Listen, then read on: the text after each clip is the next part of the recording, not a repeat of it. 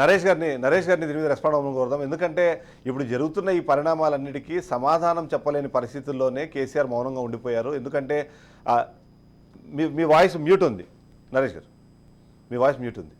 Kejriwal arrest అవ్వగానే respond అయిన కేసీఆర్ కానీ కవిత అరెస్ట్ సందర్భంలో మాత్రం ఏం మాట్లాడలేదు. దానికి ఆయన ఎంతో కొంత ఆత్మన్యూనతా భావంతో ఉన్నారా అని అనుమానం కొద్దిమందిలో ఉంది. దానికి ఏమంటారు? అయితే మొదటగా ఆలోచన చేయాల్సింది ఏంటంటే, ఇంతసేపు గగ్గోలు పెట్టిన కాంగ్రెస్ పార్టీ అధికార ప్రతినిధులు ఈరోజు కేజ్రీవాల్ అరెస్ట్ కాగానే గగ్గోలు కాదన్నా, గగ్గోలు లేదు. ఒకరి తర్వాత ఒకరు ఆ మాట్లాడతారు. మాట Yes, yes. ఎందుకు వాడినా నేను ఎందుకు వాడినా కూడా చెప్తా మాట. నువ్వు మాట్లాడి నేను 100 రకాలు చెప్తా, అది కాదు. నువ్వు మాట్లాడే విధంగా మాట్లాడితే బాగుంటుంది. అడగండి. నేను అంత ఈజీగా ఏం మాట్లాడను. నువ్వు ఈజీగా మాట్లాడుతుంటే ఇతరులు ఈజీగా మాట్లాడతారా? దట్ ఈస్ నాట్ అ వే కదా. No, no, no, no. నువ్వేం చెప్పాలనుకున్నావు చెప్పు. ఆయన అంతేగాని చెప్తారు. ఎస్ ఎస్ ఒకరి తర్వాత ఒకరు మాట్లాడారు ప్లీజ్. ఎస్ నరేష్ గారు ఎస్ ఎస్ మీరు చేసిన ఆరోపణలు ఏ రకంగా ఉన్నాయంటే ఒక్కొక్కటి నేను చెప్పుకుంటూ వస్తుంటా. ఎస్ మీరేమన్నారు, వీరికి ఇంత పార్టీ బలం ఉంది, ఎంపీ అభ్యర్థి దొరకట్లేదు అన్నారు. రంజిత్ రెడ్డి ఏ పార్టీ ఎవరు టికెట్ ఇచ్చారండి? చిదంబరం గారు. రంజిత్ రెడ్డి ఏ పార్టీ నుంచి ఏ పార్టీ తీసుకుంది, ఎవరు టికెట్ ఇచ్చారు?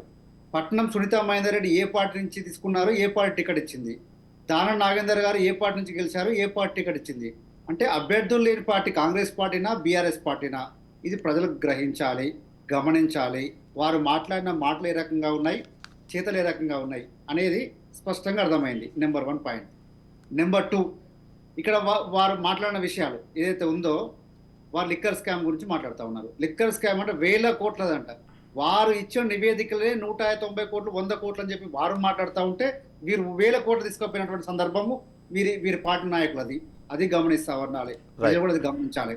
ఆ తర్వాత ఇండియా కూటమిలో ఉన్నటువంటి భాగస్వామ్య పక్షాలే ఈ లిక్కర్ స్కాము కావాలని కుట్రపూరితంగా బీజేపీ ప్రభుత్వం చేసిందని ఖండించింది, రోడ్ల మీదకి వచ్చింది, వాటికి మద్దతు తెలిపింది ఈ ఇండియా కూటమి. మరి ఆ ఇండియా కూటమిలో ఉన్నటువంటి కాంగ్రెస్ పార్టీ తెలంగాణ రాష్ట్రానికి వచ్చేసరికి ఆ లిక్కర్ స్కామ్ బలమైనది ఎందుకు అవుతుంది? ఢిల్లీకి పోయేసరికి అది బలహీనం ఎందుకు అవుతుంది? అంటే ఏ రాష్ట్ర పాలసీ మీద ఏ రాష్ట్రంలో లిక్కర్ స్కామ్ జరిగిందో ఆ రాష్ట్ర ముఖ్యమంత్రి చేయని తప్పు అయితే అసలు లిక్కర్ స్కామ్ ఎక్కడిది? ఇంకా రైట్. ఆ లిక్కర్ స్కామ్ లేనప్పుడు కవిత గారు ఎక్కడ నిందితురాలు అవుతారు? కవిత గారు ఏ రకంగా వారు స్కామ్ లో ఇరుక్కున్నట్టు, లేకపోతే వారు చేసినటువంటి 1000 కోట్లు అంటున్నారు, 100 కోట్లు అంటున్నారు, ఏ రకంగా జరుగుతుంటాయి అవి? చిదంబరం గారు అంటే ఆ పార్టీ నాయకత్వానికే భిన్నమైన వైఖరి ఉంది. ద్వంద్వ మాటలు వాళ్ళు మాట్లాడుతూ ఉన్నారు. అంటే తెలంగాణలో ఒక రకంగా మాట్లాడుతున్నారు, ఢిల్లీకి ఒక రకంగా మాట్లాడుతూ ఉన్నారు. కాబట్టి వాటిని కానీ ఈ పరిణామాల నేపథ్యంలో కేసీఆర్ మౌనంగా ఎందుకున్నారన్నదే ఎక్కువ మందికి ప్రశ్న. మీరు అన్నట్టుగా మీరు మాట్లాడినంతగా మాట్లాడినా ఇవాళ కొద్దిగా ఎంతో కొంత ఫుల్ స్టాప్ పడేది. అలాంటిది కాకుండా ఇవాళ మౌనంగా ఉండడంతో అది ఆ తప్పును ఇప్పుడు మీకు తెలుసు కదా, మౌనం అర్ధంగకారం అన్న టైప్లో ఆల్రెడీ అంగీకరించేశారా అన్న విశ్లేషణ ప్రజల్లో తీసుకెళ్ళడానికి కూడా ఒక స్కోప్ క్రియేట్ అవుతుంది కదా.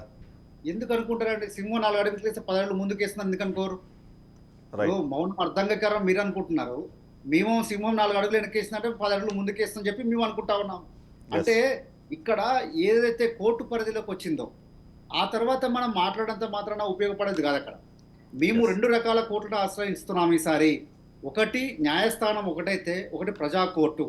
ప్రజా కోర్టులో మీరు చేసిన పనులు ఏ రకంగా ఉన్నాయి, 100 రోజుల పరిపాలన ఏ రకంగా ఉంది, 100 రోజుల్లో ఏ రకంగా రైతులు ఇబ్బంది పడతా ఉన్నారు, వారు ఇచ్చిన హామీలే కాకుండా వారు ఇచ్చిన హామీలు చేయకపోగా గతంలో హామీలను కూడా చేయనటువంటి పరిస్థితి ఈరోజు రైతులు ఏ రకంగా ఎదుర్కొంటా ఉన్నారు, మీరు ఇచ్చినటువంటి మాట ఏ రకంగా ఉంది, ఇప్పుడు వాళ్ళ పరిస్థితి ఏ రకంగా ఉంది, ఈరోజు కరెంటు కష్టాలు ఏ రకంగా ఉన్నాయి, నీళ్ళ కష్టాలు ఏ రకంగా ఉన్నాయి,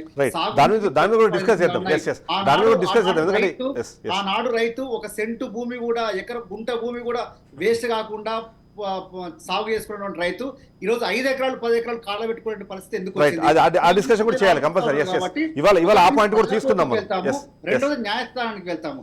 ఆ కోర్టులో న్యాయం దొరుకుతుందని నమ్ముతున్నాము. ఈ ప్రజల కోర్టులో కూడా ఒకవేళ పొరపాటు జరిగిందని ప్రజలు భావిస్తే ఖచ్చితంగా మా వైపు ఉంటారు, మా ఎంపీ అభ్యర్థిని గెలిపిస్తారు, రాబోయే రోజులు మా కండ నిలబడతారు. రైట్.